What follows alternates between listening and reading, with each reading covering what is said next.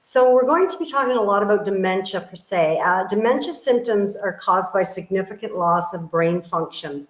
And there are different forms of the condition, and each person will experience dementia in their own way. So some people will develop dementia after living with Parkinson's for some time. And when someone has the Parkinson's motor symptoms for at least a year before experiencing dementia, this is known as Parkinson's dementia. There's a similar condition called dementia with Lewy bodies, and this is diagnosed when someone has the symptoms of dementia either before or at the same time as developing Parkinson-like problems with their motor movements.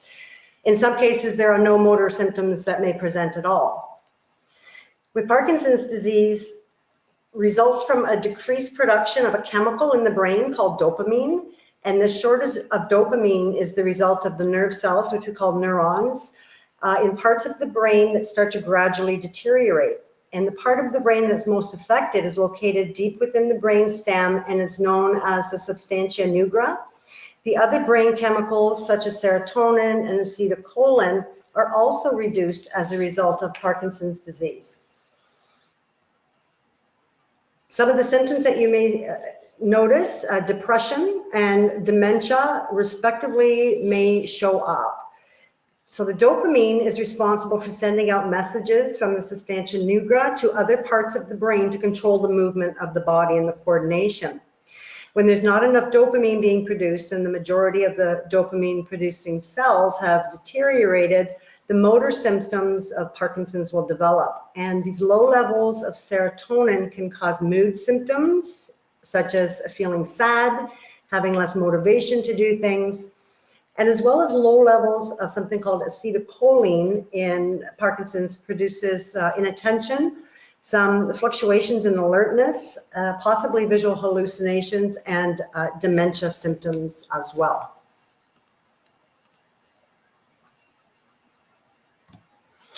So that's why I want to have a look at this umbrella dementia. Dementia is a categorical term. It's an umbrella term. It covers things that we may notice, things that we may see, and there's different causes for symptoms of dementia. So in dementia, some of the causes can be reversible. So for example, at the top of the screen in the blue, medications. People who are taking a lot of medications may have medication interactions that can change their cognition.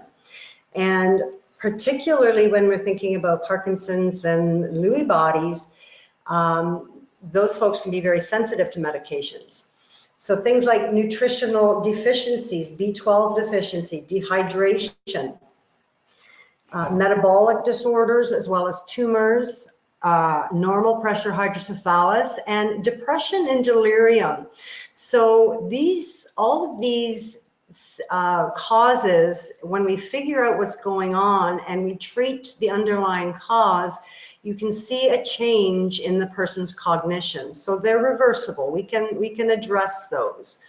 The ones in red below, the irreversible causes. So a lot of times with different types of dementia, we're noticing it's an underlying cause. So for example, Alzheimer's disease. Alzheimer's disease, if you think of the whole big pie of irreversible dementias we cannot fix, Alzheimer's disease is the most common at about 64%.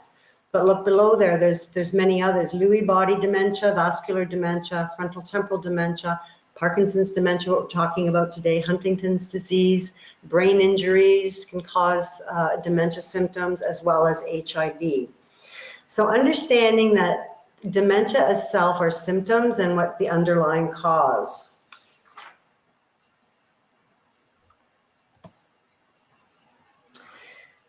So what is Parkinson's disease dementia? We spoke a little bit about what's happening in the brain regarding the Lewy bodies and the chemical changes. And these changes that are caused by Parkinson's disease, they begin in a region that plays a key role in movement.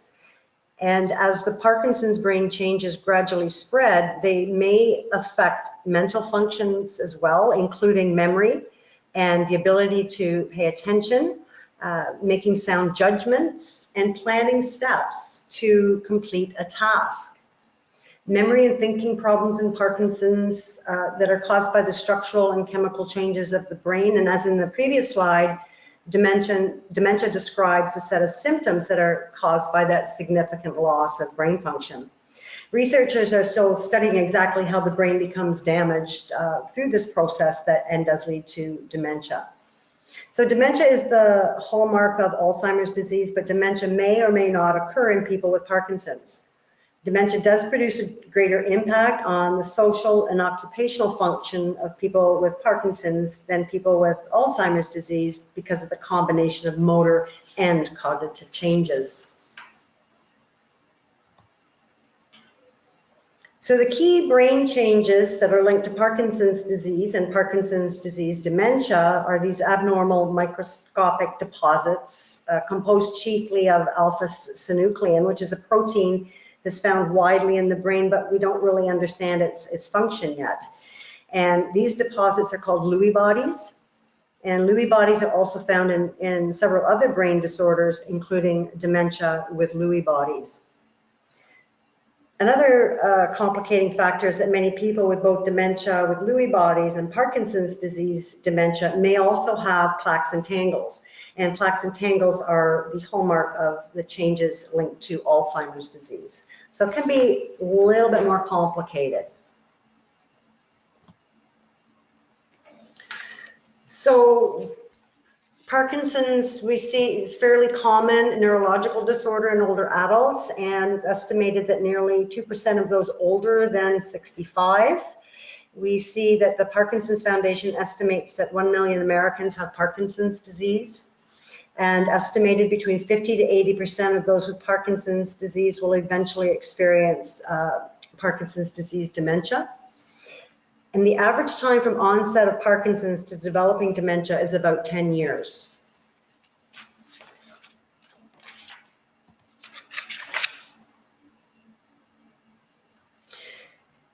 So some of the common symptoms, we're looking at changes in memory, concentration, judgment. I spoke about that. Trouble interpreting visual information. There may be some muffled speech. There may be visual hallucinations, delusions, especially paranoid ideas. We may see depression, irritability, and anxiety, as well as sleep disturbances, excessive daytime drowsiness, and that REM disorder sleep, which is quite common in both Parkinson's and Lewy body dementia. So Parkinson's disease dementia, again, is that decline in thinking and reasoning that develops in someone diagnosed with Parkinson's disease at least a year earlier. So with the progression of Parkinson's, some people will experience changes in their cognitive abilities and may develop dementia. With other types of dementia, as with other types of dementia, there's no single test or combination of tests that can conclusively determine that a person has Parkinson's disease dementia. And many experts are thinking that Parkinson's disease dementia and dementia with Lewy bodies are two different expressions of the same underlying problems with brain processing of that protein alpha-synuclein. Most experts recommend continue diagnosing them as separate disorders, so dementia with Lewy bodies and Parkinson dementia. So they're separate.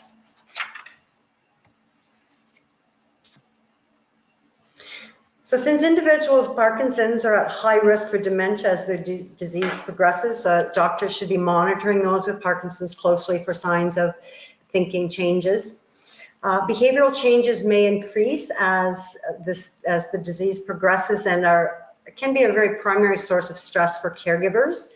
They are actually a common cause of institutionalization, and they may be difficult to treat and require a combination of perhaps some behavior or pharmacological intervention.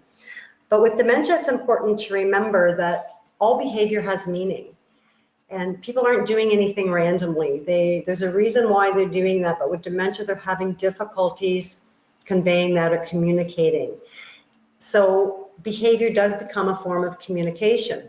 So if we think about that and keep that in the forefront, that all behavior has meaning, everything a person with a dementia does has meaning for them, and it does have meaning for us, but we may not be on the same page. So we also need to understand that some of the behaviors that we do see as well are time limited and episodic. So they are a result of something that's happening, they occur, and then they lessen down again. Most behavioral displays are the result of an unmet need. So we're not tuning into what it is the person needs. Maybe they can't communicate it to us, or maybe we don't understand what they're saying, and as a result, we may see a behavior. In previous years, we were to talk about aggressive behavior, and it was best understood now, we think about it as responsive behavior.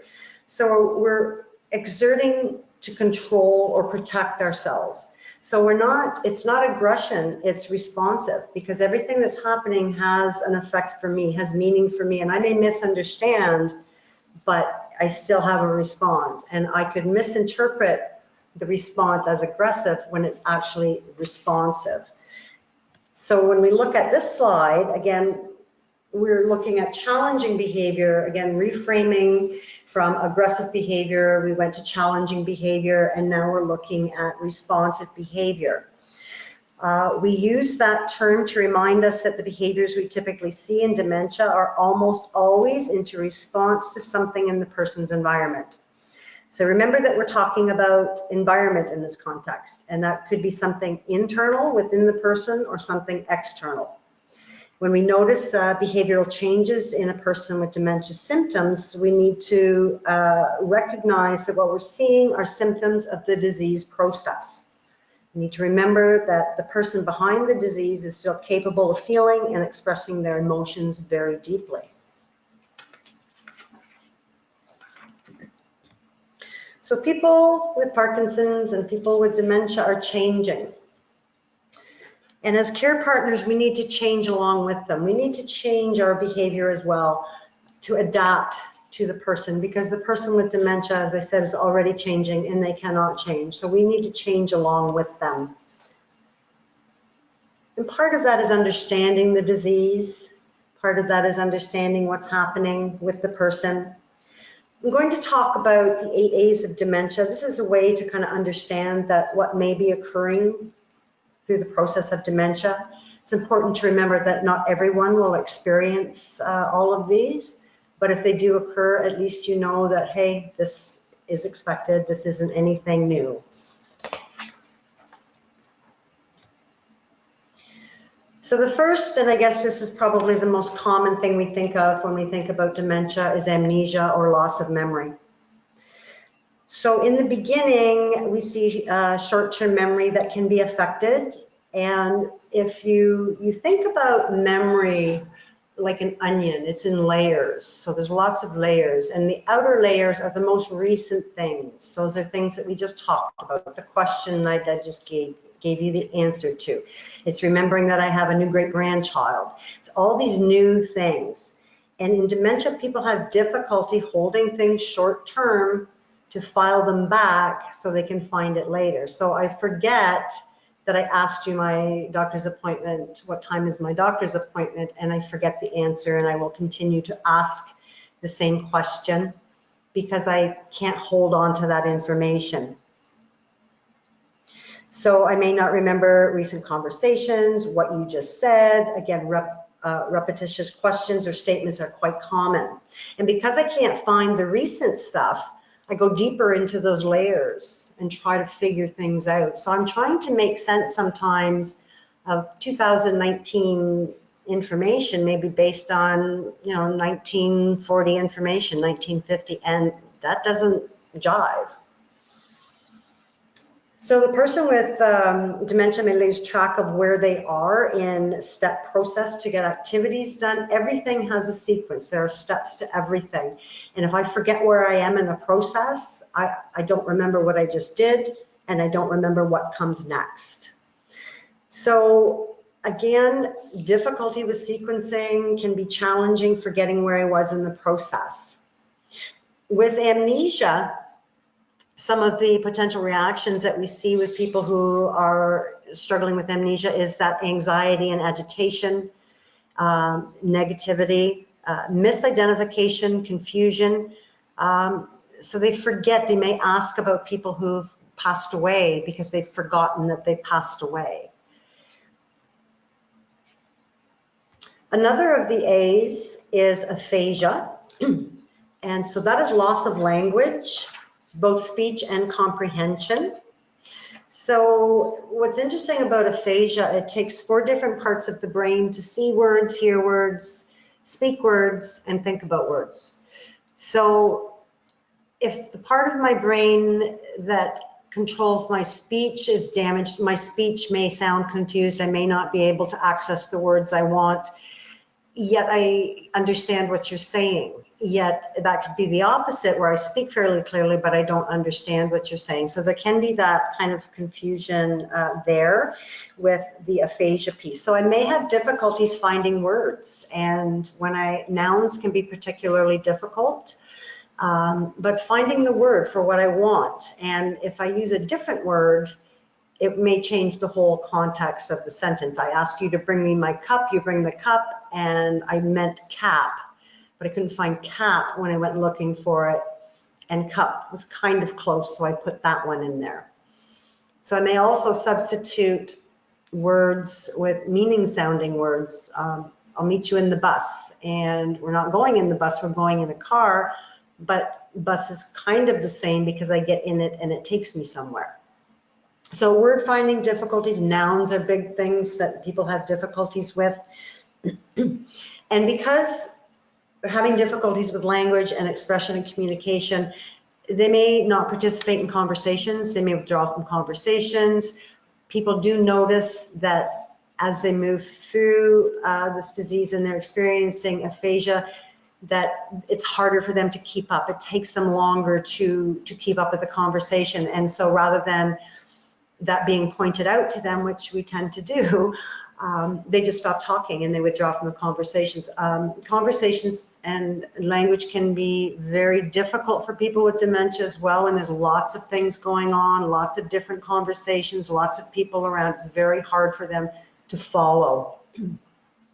So remember that onion analogy where I'm starting to lose access to some of these things. And if English was my second language and I'm having difficulty with my language areas, I may lose that language, and I may revert back to my first language because that's deeper in my brain. That's there, I can access that. The other is kind of further on and I'm losing some of that. But it's also important to remember that although people may revert back to their old language, their first language, that it doesn't mean they're speaking that correctly either. They're just looking for different access to different words and ways to communicate. So again, when we think about not participating in conversations, not being able to communicate, that can lead to isolation for people, frustration, responses like if we ask if they're hungry and they may respond is about going outside. So again, we're not on the same page. So when we're talking with people, we want to make sure they understand. We want to use visual prompts, what we call here and now communication, show them what it is so they can see what that is. Don't assume people understand, okay? Because again, they may not. So you need to kind of look at ensuring that we're on the same page. So the next A is apraxia, which I think you can relate to in this disease because this is what we see in Parkinson's. Parkinson's symptoms pattern, we known as that postural instability and gait disturbance, which includes freezing in mid-step, difficulty initiating movement, the shuffling problems in balance and falling. So apraxia is the difficulty in initiating purposeful movements, getting my body to do what I want it to do, directing my body parts to do familiar tasks. And what happens in apraxia is there's the mix up in the directions up, down, front, back, left, right, forward. So I have a little video here. I want to put this on because I love these complementary health practices. Enrico Fazzini, an MD and neurologist at New York University Medical Center, is talking about the effectiveness of music therapy that's linked to Parkinson's disease. And what they're seeing is their ability to move automatically, for example, is interrupted. But when we add music, something amazing happens. So this video I'm going to show is a PSW who heard about this musical training and tried it out with her person that she's supporting. So hopefully this is going to work. Here we go. Post a video, let everybody know about this cool little study I came across. It's actually been out for quite a while, but I didn't know about it, so I wanted to, let other therapists know. I've had great results with this guy. We're going to demonstrate walking with no music first, just to kind of show the gait pattern. He's got Parkinson's, and so usually, he's got the typical kind of shuffling gait pattern and difficulty with smooth gait cadence. Then I'll show a video with the music, and you'll see the difference. Okay?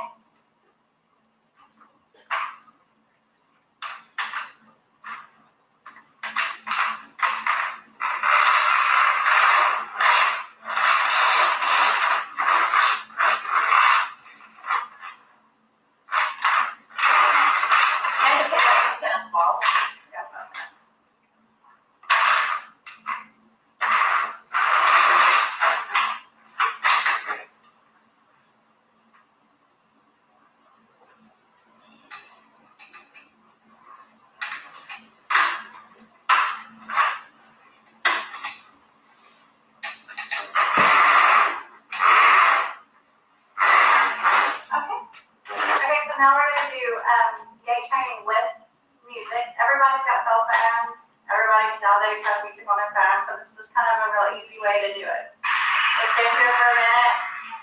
We'll get the rhythm. Once we feel it, then we'll take off.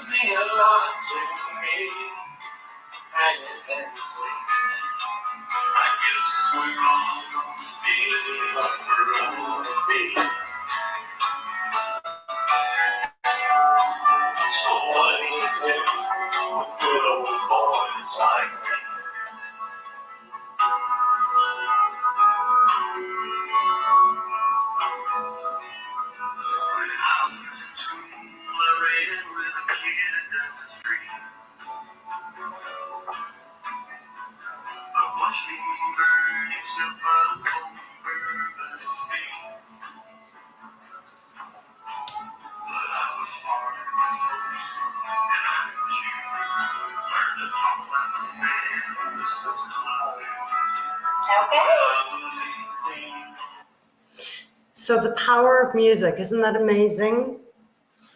So again, what Parkinson's takes away from people is their ability to move automatically. And so when we can do things and a procedural, add some music, and it's a different way of approaching. So really cool stuff that's happening in regards to movement with music. So our next A is apathy. And with apathy, again, that's the loss of drive. So we see a reduction or no initiation of activity. It's almost like it doesn't occur to people to do anything. There's little or emotional or no emotional responses to information that may be shared. We see Again, people being isolated, particularly if people are apathetic, they're having difficulties, again, initiating activity, as I said here. And it takes sometimes care partners to help us to get people going, get people moving. And this is a lot of what we see in dementia, is the starting, getting things going. Once we get going, we're good. But it's getting going, that's the tricky part. And apathy can be confused as depression, but it's not depression. It's different. People with apathy are more than happy to be able to participate in activities and really do appreciate opportunities to be involved in things. It's just they cannot initiate that activity to get up and get going.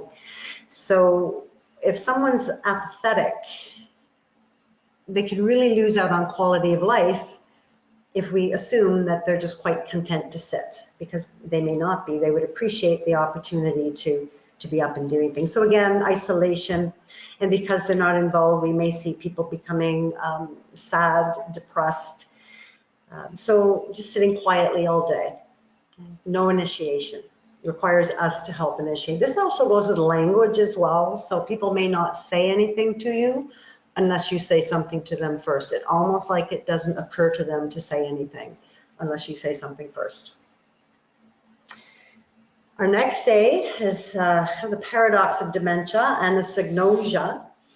And with anosognosia, that is the loss of the knowledge that there is anything wrong with them.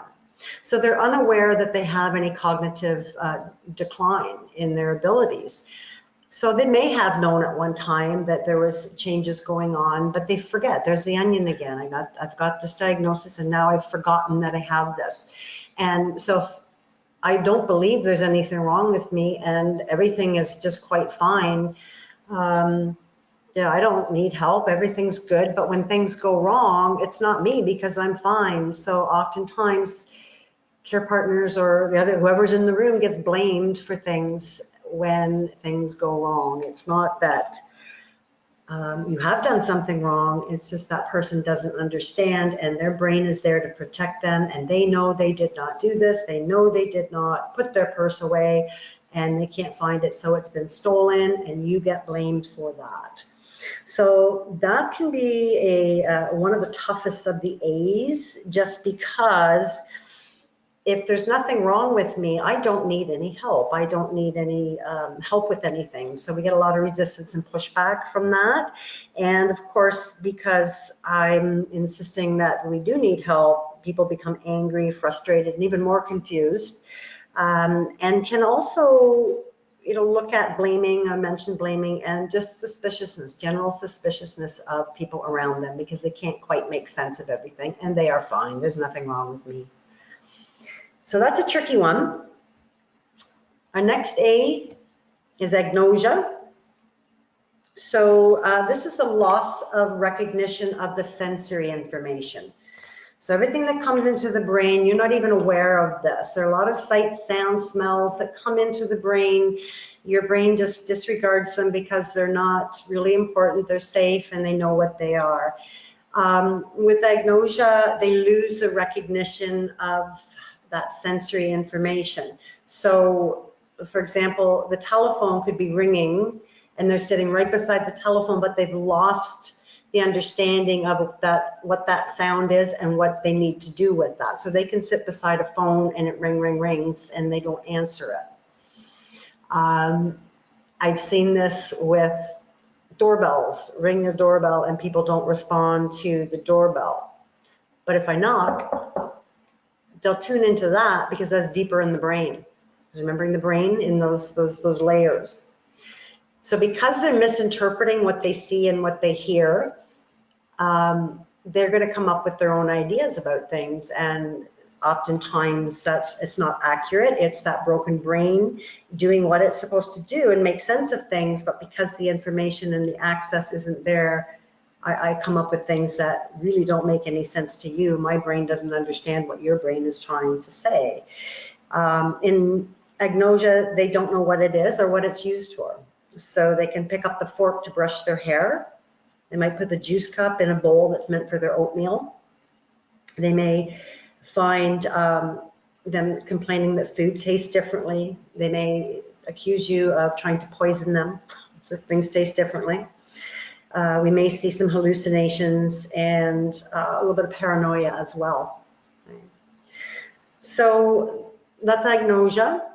Again, this is important to understand that when I talk about the layers in the brain and how I may be deeper in my brain, and if I'm in my 70s, yet I may think I'm in my 30s because I've lost those layers, so I think I'm younger. So when I look in the mirror, I may not recognize myself in that mirror as being that 70-year-old person that I'm seeing in the mirror, because I'm expecting to see a younger person because that's what my brain is telling me. Okay, so I may misinterpret my own image in the mirror or in reflections. I may misinterpret that. And it's important to note that some people can have negative reactions to that, and some people it doesn't bother. So just be aware that that may occur. So the other, much like agnosia, is altered perception. So again, they're misinterpreting the sensory information, and this can lead to those illusions or delusions. So they may see something outside, a bush, for example, and misinterpret it as a dog and go down to see the dog, and they get there and the dog's gone, and they come back and there's that dog again. So from the distance, they're misinterpreting what they're seeing, but they know what they see here, but when they get there, it's not there because it's changed. So this applies with the color and visual perception as well. So colors that are of the same tone, I may not see my plate on the table if there's a white tablecloth and it's a white plate and I have chicken, rice, cauliflower. I might not see the food that's there because there's no contrast. I can't see what's there. So I may also have difficulty with depth perception. I might trip over things. I might perceive something when I move from a carpeted area, for example, to a tiled area. I may misperceive that and think there's a step. Sometimes you notice people kind of testing it with their foot before they go, or they'll do a big step over. So their depth perception is off. We also know that in dementia, because of the speed of processing changes and visual changes, that people lose peripheral vision and start to lose peripheral vision. So if we're approaching people from the side, they may not even see us there. So there's things that happen with our vision that can play into behaviors as well, because if I don't understand what I'm seeing in my brain, I'm going to try to make sense of it. So for example, if there's a coat rack in the corner and there's a coat hanging on it and a hat, when I'm sitting at the table and looking at that, that may appear to me like somebody standing in the corner staring at me. And I may become very anxious because I can't quite make that out. I can't quite interpret that information. So again, that can lead to illusions or the delusions, and that altered perception can give me difficulties finding my way around because I don't recognize the cues to find my way around. And because my depth perception is off, I'm susceptible to falls, and I'm also having a difficult time trying to find things because I just can't see them or they're blending in. So an example is what I'm watching on television is actually happening in the room with an altered perception. They don't see that the difference between the three-dimensional, that's changing. It looks like it's actually happening in the room. And given some of the things on television anymore, that's very frightening for some people. So that's an altered perception. So attention deficit. We do see attention deficit again in folks with dementia. That's that short attention span. We're having difficulty getting people to focus on what task it is that we want them to be involved with. They can be easily distracted and drift away. So for example, we're sitting having our lunch, and the time it takes me to cut the food, to chew the food, I've forgotten what I'm doing and I can get up and wander away. So just being focused on the activity at hand and keeping people focused. Now, people can be hyper-focused as well. There can be the opposite, where they're really in tune to something and really looking at whatever it is that has their attention. But again, that attention deficit. So it's tricky sometimes to get folks who have attention deficit to actually sit maybe for 5 or 10 minutes to do something, because they are pretty much on the go there. And they have that inability to shift that attention, is that perseverative, which is that hyper focus that I mentioned. And they can be easily distracted, as I said, which actually can work to your advantage as well. If you know someone has attention deficit, you know, we can redirect them onto something else, and they may become involved in that rather than what you at the moment don't want them to be involved with. So with the attention deficit, again, they're leaving the table before they're finished. So that would we've seen with dementia, but when we see some other types of behavioral type things where the hyper focus, so for example, with frontal temporal dementia, somebody doesn't stop wiping the table. They get into that loop, and they're just looping, and they just keep going and going. So that's the constant motion and movement. So people may move around, you know, flick their feet, move their fidget around, rub their hands, these kinds of things are different kinds of focus. So the attention deficit piece of that.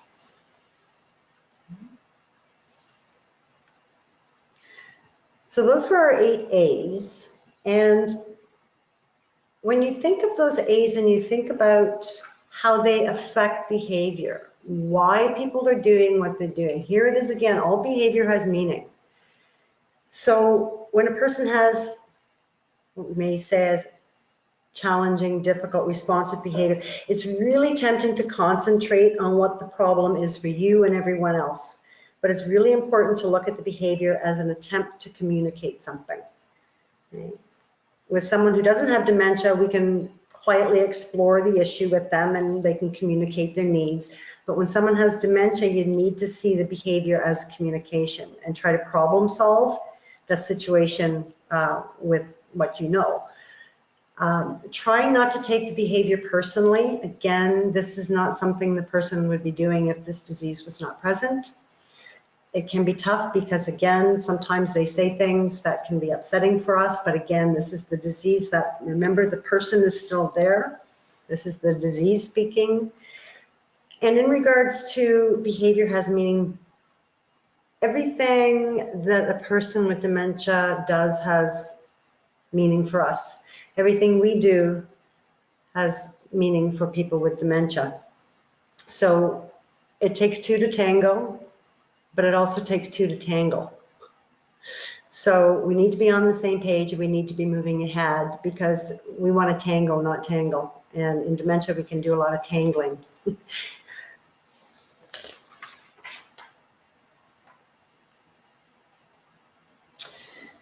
So some tips for caregivers. As dementia progresses, people with dementia are more likely to become acutely confused after any type of operation. So you want to watch for sensitivities to medications. Any changes in medications can change cognition in folks. Try to develop and stick to a routine or a structured schedule. And given the visual changes and perceptions, you want to simplify the decor of your living area so that there isn't the confusion or distractibility as well, and people can really see. Lighting is important. So using a night light to reduce visual misperceptions at night. The rooms look different in half light. Keeping calm and still when talking to the person. People with dementia really do respond to your visual cues. So being calm with the person, they'll pick up those visual cues, and demonstrating your care and affection for the person. Something that we do see is those paranoid attacks or false accusations. Again, these are part of the disease. They are not the person. But as the disease progresses, fact and fantasy can become confused, and we do see behavior changes that can be particularly hard for carers. The person may become disoriented and show signs of agitation or delusions, those mood fluctuations, and increase in their impulsiveness.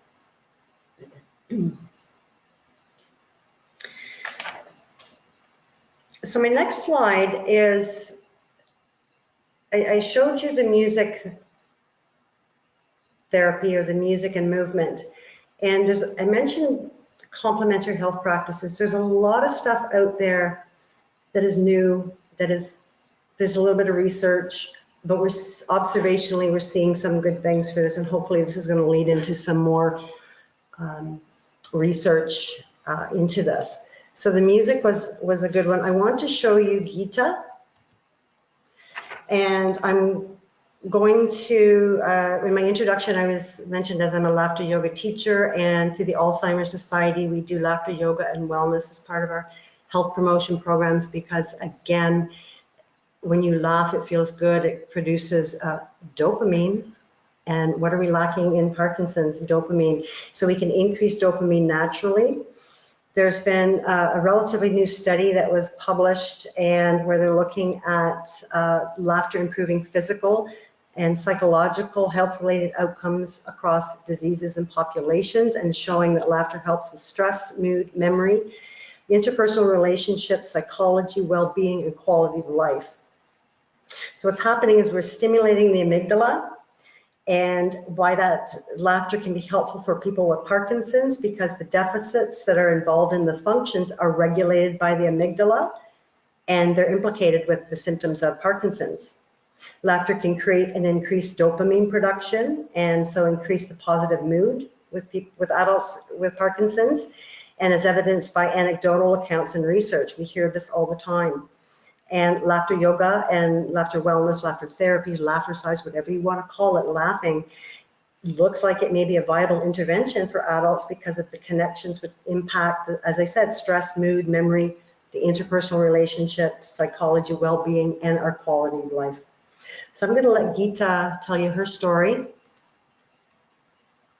I'm going to start by telling you my story with Parkinson's and this laughter yoga.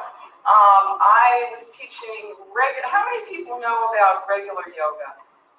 At least heard about it or something. Okay, it's pretty widespread now. Back in 1971, when I started doing it, it was very unknown, which wow, I found very mysterious and exotic.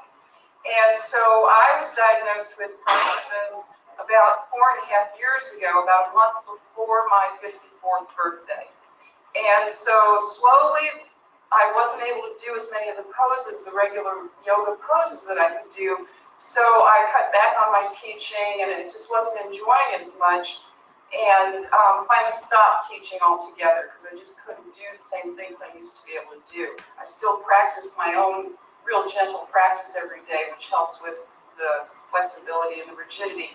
But I had heard about laughter yoga from an article about it in the Yoga Journal. And I thought, laughter yoga, I think I'll check into that. It just sounds so fun. And so I got on the internet and I found a teacher, and that was about a year ago, and I started taking classes and I got certified, and I studied with Dr. Madan Kataria, who's a medical doctor from India who created laughter yoga. And he came over to Harwin Hot Springs in Northern California, and we had 5 days of laughter training. It was fabulous. But we had a great time, and I got certified by him to teach laughter yoga, which is kind of fun and exciting. So I started doing it. I love it. I'm not on any medications. Laughter yoga is what I like to call my inner pharmacy. It keeps my mood elevated. I laugh at almost everything. I laugh at things that used to bother me. And there was actually a study, I did a lot of research on this, and I found a study out of Stanford that said that laughter stimulates the part of our brain that uses dopamine.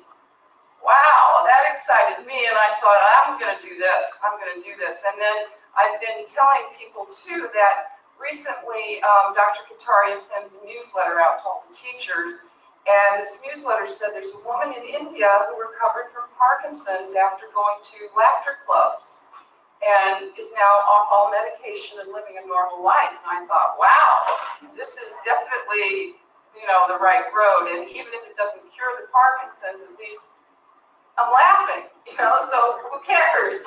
The other thing I want to say is that they tell us this is an incurable disease. And my take on that is that incurable means curable from within. So I'm working on it from within. And that's my story, and I'm sticking to it. So that was Geeta talking at the Caregiver, Parkinson Caregiver Conference.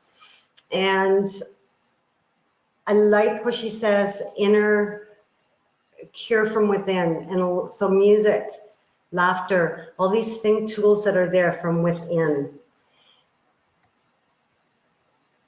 Oh, hang on. There we go. So in conclusion, I've given you lots to think about and a few kind of way out there ideas to kind of think about. You can agree, disagree, sit on the fence. Again, this is stuff that sometimes we're unaware of. In regards to dementia, if you think you would like or need more information, the Alzheimer's Societies can help you learn more about dementia and Parkinson's dementia and help you to support, maybe connect you with resources in your area. If you find that you need maybe a little more assistance with that and behaviors are a little more challenging, in Ontario we have Behavior Supports Ontario outreach team, and they can provide some short-term crisis support in the moment, and so that is available. And of course the Parkinsons Society Southwestern Ontario, the information's here. The Michael J. Fox Foundation as well. And I did include just 2 links, one for the music and one for laughter yoga to the research. And at the very bottom, I think I'm going to let Caitlin speak to the next step.